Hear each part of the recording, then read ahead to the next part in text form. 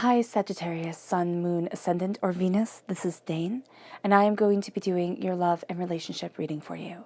Now, I ask if this reading resonates with you. Don't forget to give it a thumbs up and also to subscribe to my channel. And if you'd like to be notified whenever I upload new videos, and I upload all the time, just hit the bell notification button. And if you're interested in any of the cards that I'm using, they will be listed and linked in the description box below. Now let's clear the energy space, raising our own energy vibration and releasing any negativity. So take a nice deep breath in, exhaling whenever it feels comfortable for you.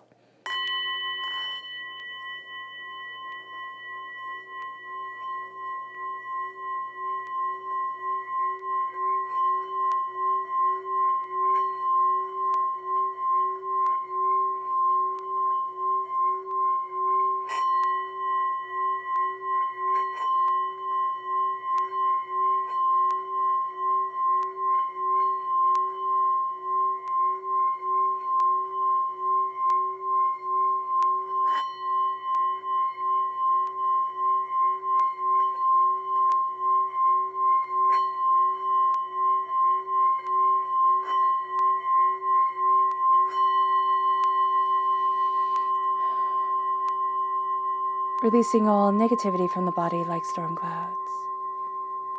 Letting ourselves feel calm, centered, and at peace as we enter into this safe and loving space.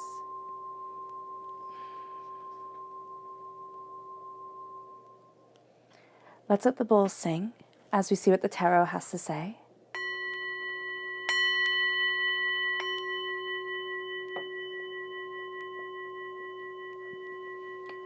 Sagittarius, love and relationships.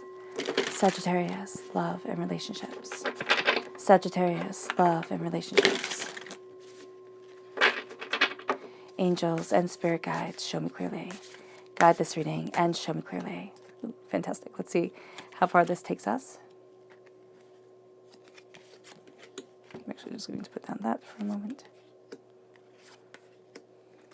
Oh, wow. And one bonus card. There we go.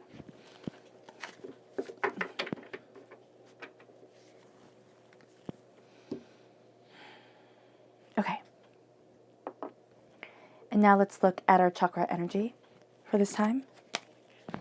Sagittarius, love and relationships. Sagittarius, love and relationships. Angels and spirit guides, show me clearly.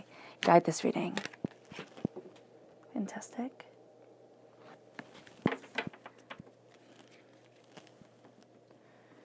And then let's look at the energy we are to be mindful of. What is the energy that Sagittarius is to be mindful of during this time? Love and relationships. What is the energy that Sagittarius needs to be mindful of for love and relationships? Angels and spirit guides, show me clearly. Guide this reading. Fantastic. Okay, so we're going to start with our crowning energy, and that is the Three of Swords. Okay, so that's rather intense. The Three of Swords is heartbreak, pain, disappointment. We can be coming out of a really bad relationship. We can have a lot of wounds around relationships. Now, it can be from relationships that we ourselves were in. It can be from this life. It can be from past lives.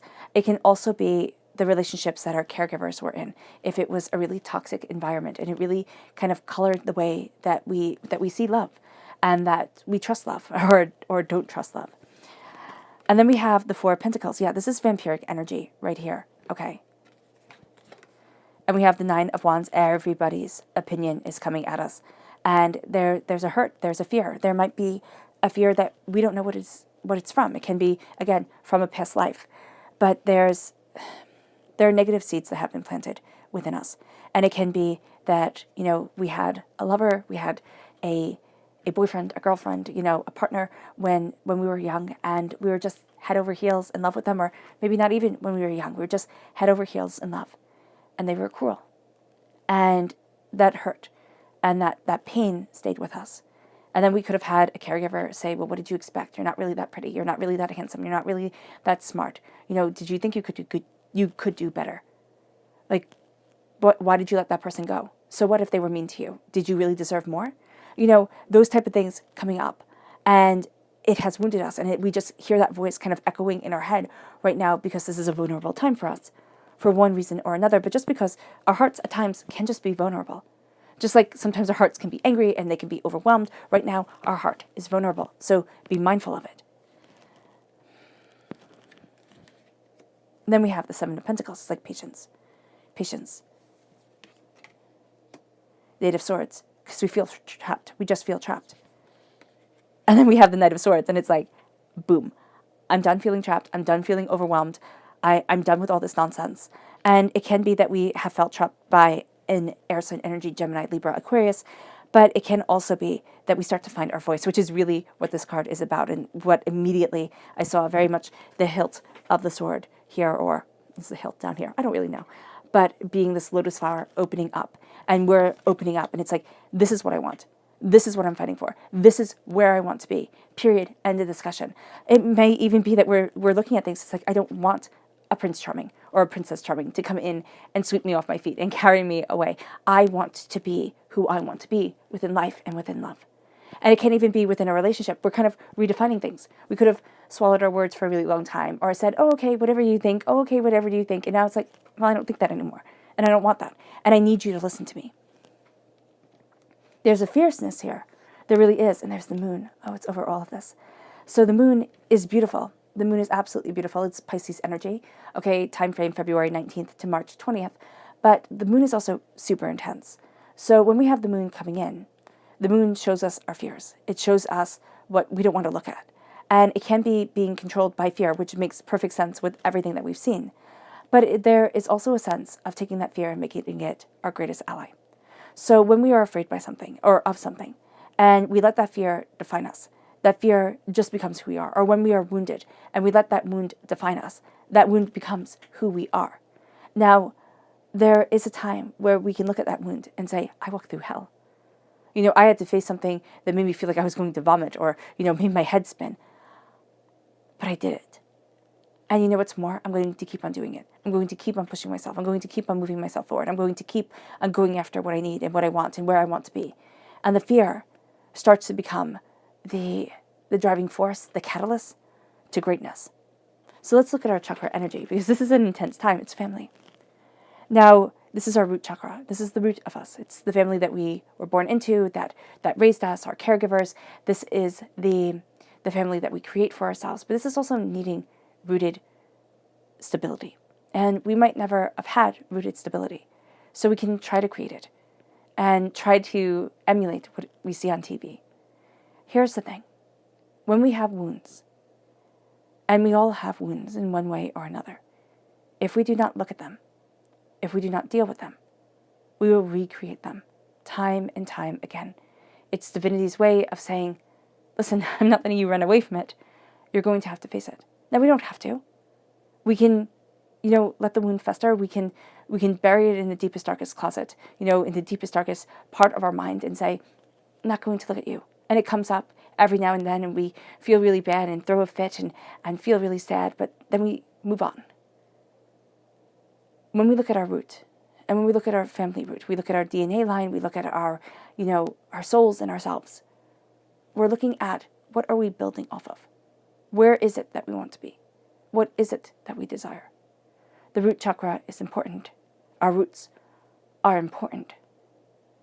And how we speak to ourselves, just as divinity said, this could be seeds laid by a caregiver, by somebody who was supposed to protect us, and just was like so dismissive, so wanted a different child, so was like preoccupied within themselves. And it laid a seed of poison. And so we seek out people who kind of replicate that, even though we don't think we do, but we do. Because we're complex, but we also tend to gravitate towards what we desire. It's kind of like if you talk to a realtor and they say, oh, well, people, if they usually live in houses that are a bit up, they will always buy houses that are a bit up. Or if they live in houses a bit down, they'll buy houses that are a bit down. It's just what they're used to. And we're like that. We're just like that. We go towards what we're used to. And here's the thing. Sometimes some of us are just used to being kicked in the face one too many times. I mean, once is enough. But it's a hurt, and it's a pain, and it's a disappointment, and it's an anger, and it's an upset, and the seed has been planted, and we gravitate towards that poison because we know the poison. And so we have to be very mindful of this. And we also have to be mindful of having our roots worked against us. If we had a family that was beautiful and brilliant, And we think, well, I just thought I was going to replicate what I was raised in. And we wind up not being able to. We wind up, being hurt and then think, oh my gosh, this is so shameful. It's not shameful. It's part of our lesson. It's part of the path we had to walk. And yes, we can have that path filled with shame if we want it to be. Or we can look at it and say, wow, that sucked. But it made me stronger. Or it made me wiser. Or, yeah, that hurt like heck. But now I know the way that I want to move forward. And the energy we are to be mindful of during this time is something that seems too good to be true. I know this sounds so cynical, but when I turned over the star card, the Aquarius energy. Now, yes, this is Aquarius energy, January 20th to February 18th. But I just got all your wishes come true. And it's the sense of all your wishes can come true. All you have to do is give up everything that you are. Give up everything that you want. Swallow all your joy and all your desires. This is somebody who promises you the world. And what you realize you got is maybe even at times not a gilded cage, but just endless heartbreak and pain and disappointment. And you don't know how to free yourself from it. The stars are wishes. Divinity is going to move us towards what our soul desires. But what our soul desires at times can be at odds with the relationship that we're in, with the way we see ourselves moving forward. We have here heartbreak, pain, and disappointment, the Three of Swords. The Three of Swords, it's no joke. Oh, goodness. It doesn't even want to be picked up right now. The Three of Swords is feeling terrible about ourselves. It's the hurt, the pain, the anger, the upset, the upheaval that we go through. It's anger. It's the stuff that makes it feel like our hearts are just going to break and just continue to break. The Three of Swords is being completely overwhelmed. And in relationships, this can be a past relationship that we haven't gotten over. This can be abuse that, though it may not always be in the front of our conscious mind, is in the front of our subconscious mind. The Three of Swords is hurt. It can be from a divorce where we look at things and we think, I thought I did everything right. I tried to do everything right, and it still just failed. The Three of Swords can also be the sense of, I've been hurt so much that I can't trust. I just can't. I've seen too many times me open up the door and just have it slammed right into my face and just be attacked and overwhelmed. So we're crowned with hurt and pain. But here's the thing with the hurt and the pain. Here's the thing with the swords. If we look at the swords and we say, I see you. I see you, pain, for what you are. I see you, hurt, for what you are. I see you, despair, for what you are. And I pull you out. You don't get to decorate my heart anymore. You don't get to be the adornment of my life anymore. I'm looking at you, and I'm owning you. That's the thing with facing fears. It's like, I don't let my parents' relationship define my relationship. I don't let my past relationship define my present relationship. I don't let my doubts and my fears define who I am. And it moves us then to the poison that was planted in us. You're not pretty enough. You're not handsome enough. You're not smart enough. You're not talented enough. Oh, if only you were this. If only you were that. This is who you are. The person should have seen it right off the bat. And if we are dealing, once again, with caregivers who berated children, those are bullies of the worst kind. Those are bullies of somebody who can't fight back, who doesn't know that what they're saying isn't true. Poison planted.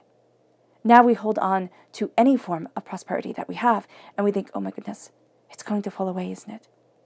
It's going to go into the deepest part of the sea, and I'm never going to be able to get it back. No. Prosperity and wealth. If you have talent, if you have beauty of self, it doesn't just magically disappear. It doesn't. So we have to stop fearing that it will. The Four of Pentacles is us desperately holding on to meager crumbs instead of seeing the wealth of abundance that can be around us, that can be moving forward within us, that can be a part of us. And it moves us to the Nine of Wands. This is the world coming in and saying, I have all these ideas for you. I have all these ways that you can live a happy, productive, positive life. It's like awesome. How many people do you walk around seeing who are absolutely, genuinely happy, who love their lives? Now, yes, you might meet a person on a bad day. They're tired, they're overwhelmed, they could have just had enough, but they are genuinely happy with their lives. Not talking about those people. Talking about the people who sit there and solve everybody else's problems, but can't even look at their own. The Nine of Wands is the world saying XYZ, shouting at you, trying to get you to go this way and that way. And this is a time where we need to say, enough is enough. No, I'm not being bullied that way. No, I'm not looking at it that way. I get to have the love that I want. I get to move forward in the prosperity that I want. And this can be being single. We tend to think, oh my gosh, if I'm single, I'm not mature. I'm not, really having the experiences that everybody else is having. In the United States, 53% of all relationships end in divorce. That's terrifying. And then you have the people who stay together and who are miserable. So who knows how many people who are married are happy. Now, if you are married and if you are happy, you are a rare, rare butterfly, and you should just be so thrilled within your life, really, seriously. You should celebrate you and not listen to what the world is saying. This is to say, I get to choose my path. And if my path is to be single and happy, that's honest. That's honestly fantastic. And that's being honest with ourselves. If my path is to find a person, that's awesome. But we have to know ourselves first. There is that old adage that, they'll complete us. They won't. They'll exasperate problems. They'll help us along in certain areas, but absolutely be a bumble in others. The Nine of Wands is saying, stop and look. Stop and look at what you want, not what the world is saying. If we are in relationships and we're looking at that relationship and we're thinking, everybody's telling me I should be happy. Everybody's telling me that I'm so lucky.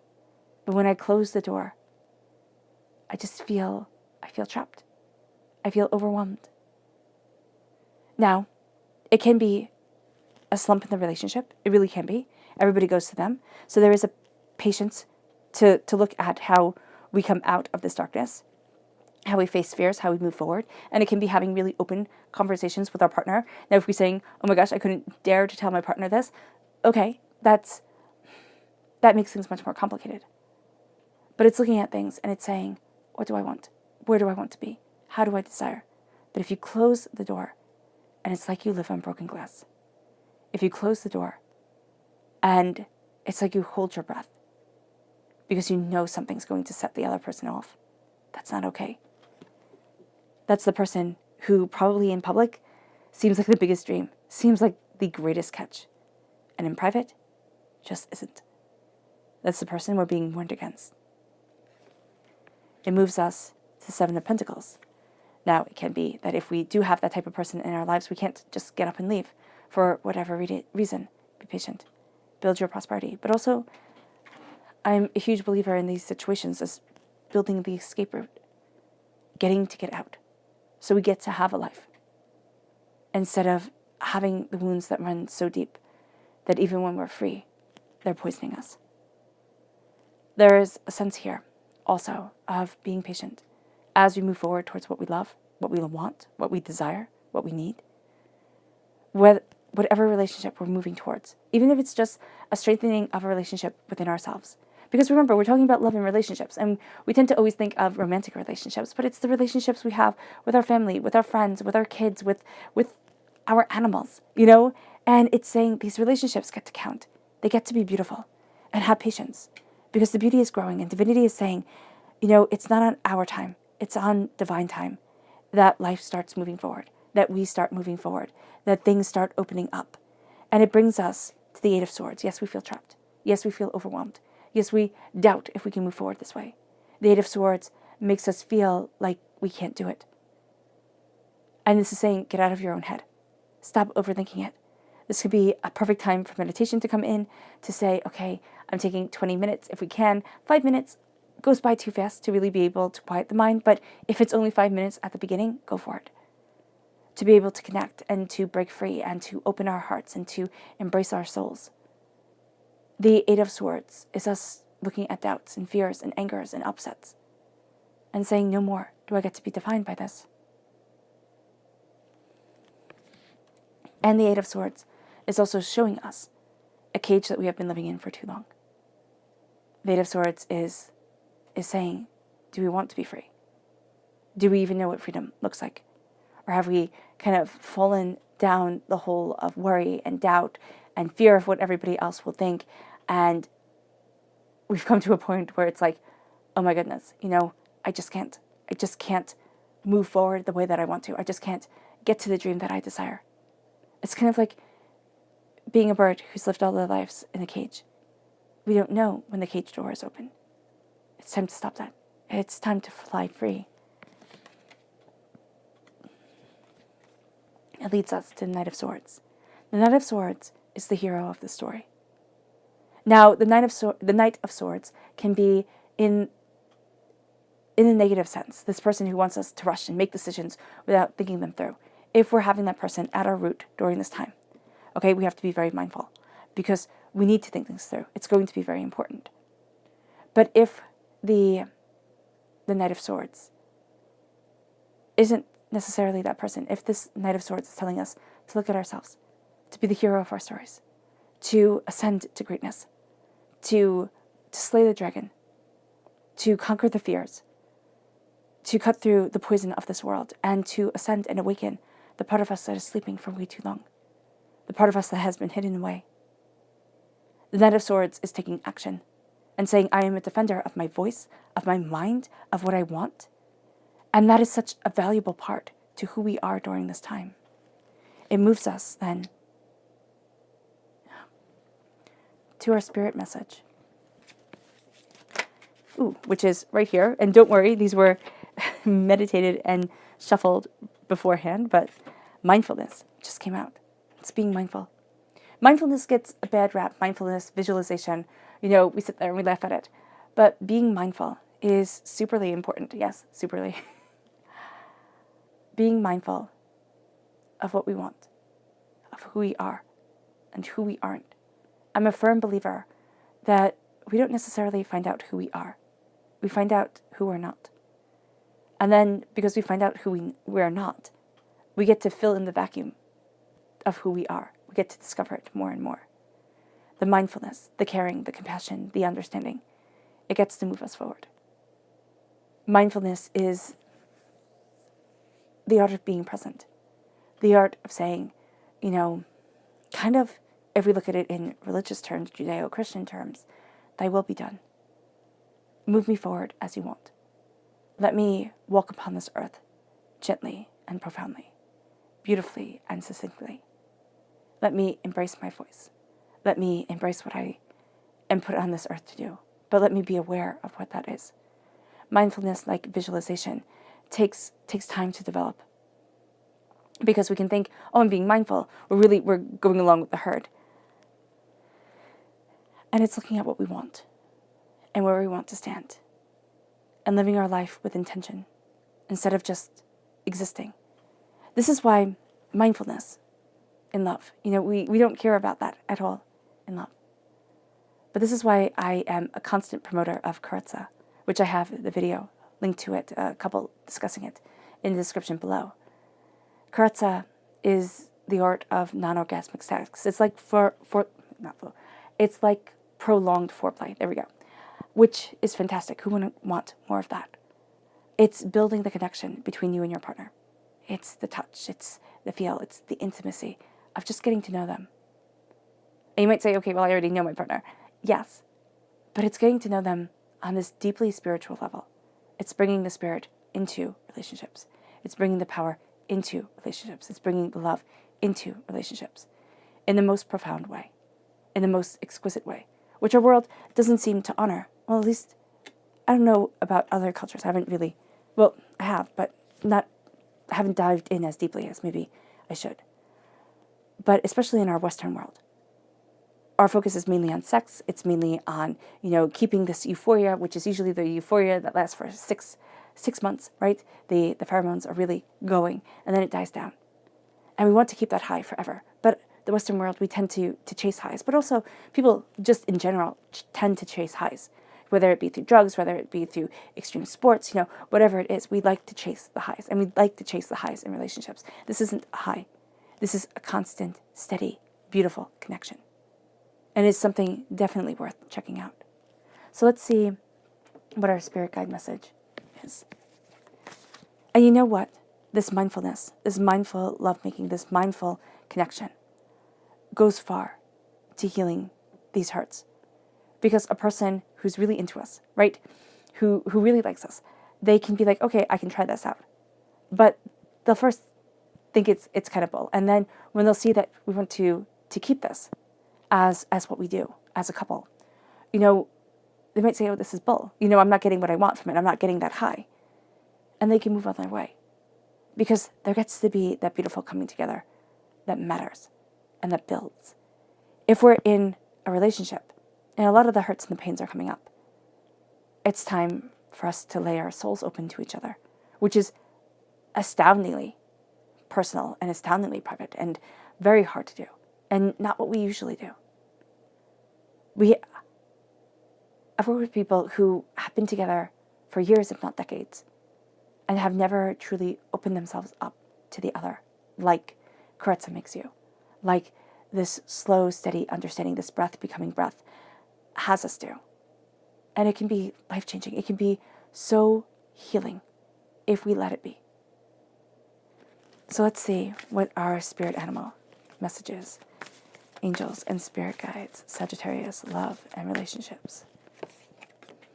It is the lizard spirit, dream the world into being. It is time to make dreams a reality. It is time to dream into being what we love, what we want, and what we desire. It moves us then to our subconscious spirit animal message, which is the swan spirit, time to dive deep. It's time not to be satisfied with just surface things. It's time to dive deep into what we truly love, we truly desire, and we truly need. It moves us then to our subconscious spirit message, which is blessed. Because as we dive deeper, we will find that we are blessed in ways that we hadn't imagined. It moves us to our subconscious chakra message, which is self-mastery, the solar plexus chakra. We are mastering ourself and our soul, our truths, and our beings. We are fully into alignment, trusting our guts, trusting what we want from life. It moves us then into our personal message, which is the King of Cups. We have to be very aware of people who are emotionally manipulative, who use love as a weapon, who use trust as a weapon, who look at things and instead of looking at themselves, want to fix the problems of everybody else, but also want things just as they want it, and can emotionally be astoundingly cruel in order to get what they want. Our subconscious tarot message is the Knight of Cups. The Knight of Cups is water sign energy, Pisces, Scorpio, Cancer. It is being a student of what we desire. It is being a student of our hearts, of what we want and what we need and where we're headed and who it is that we want to be. It's saying, I'm defending my heart because my heart is worth defending. I am worth defending.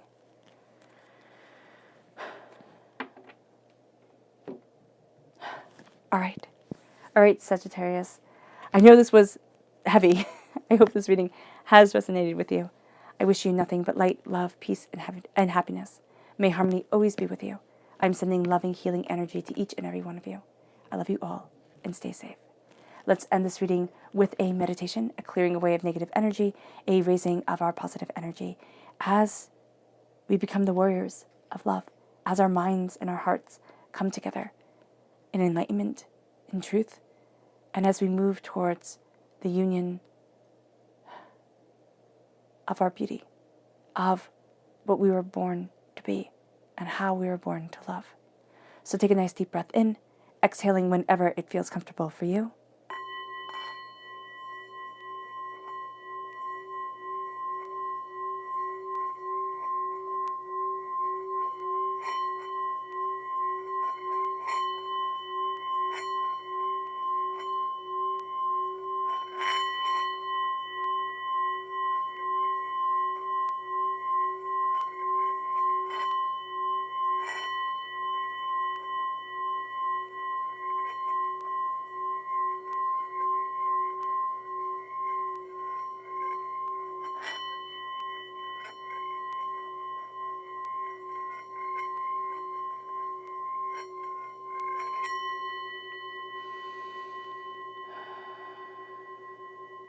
May you move forward in peace and in harmony, Sagittarius.